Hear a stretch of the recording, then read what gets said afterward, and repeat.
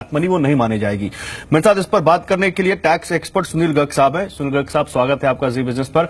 सबसे पहले तो सर हमारे दर्शकों को ये बताइए कि आखिर ये पूरा मामला आपकी नजर में क्या समझ में आता है, आपको क्या समझ में आता है, और ये जो 200% का जो जिक्र किया जा रहा है कि पेनल्टी दी जाएगी, ये कहां तक आपको लीगल टर्म्स में सही दिखती है? गौरव जी, जो आज धारा 270 है जिसका जिक्र बार-बार हो रहा है, अगर हम इसके इतिहास में जाते हैं तो एक धारा थी 271(11)(c). 270(11)(c) बात करती थी concealment of income and furnishing of inaccurate particular of income की। वह सेक्शन इस बजट में हमने खत्म कर दिया। उसकी जगह सेक्शन 270A आ गया। अब 270A ये कहता है कि अगर आपकी डिक्लेयर्ड इनकम और असेस्ड इनकम में जो डिफरेंस है उस पर पेनल्टी लगेगी। अगर डिक्लेयर्ड इनकम और असेस्ड इनकम में डिफरेंस अंडर रिपोर्टिंग के कारण है तो पेनल्टी 50% है, अगर मिस रिपोर्टिंग के कारण है तो पेनल्टी 200% है। इसका अर्थ ये हुआ कि सबसे बड़ा इसेंस है कि there has to be a difference between the assessed income and declared income.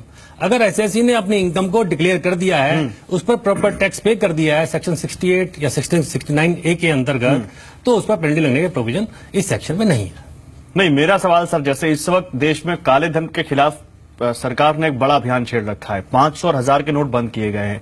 बहुत सारे लोगों को ये कहा जा रहा है कि अगर आपने 2.5 लाख रुपए से ज्यादा अगर आपने अपने अकाउंट में पैसा जमा किया तो स्क्रूटनी होगी, और अगर असेस्ड और जो आपकी जो रिटर्न आपने भरा है उसमें अंतर पाया गया तो आप पे पेनल्टी लगेगी, आपके खिलाफ कार्रवाई हो सकती है। बहुत सारे लोग हैं जिनके पास इसका रास्ता नहीं, और इसी वजह से सुनने में भी आ रहा है कि तमाम तरह के गलत तरीके लोग अपना रहे हैं।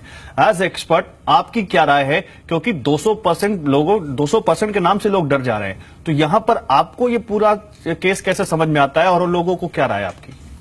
देखिए, मैंने आपको पहले ही बताया कि जैसे जो आज का प्रोविजन है 270A का प्रोविजन है, उसमें पेनल्टी 200% पेनल्टी लगाने का प्रोविजन जब लागू होगा जब आपकी इनकम में डिफरेंस आएगा।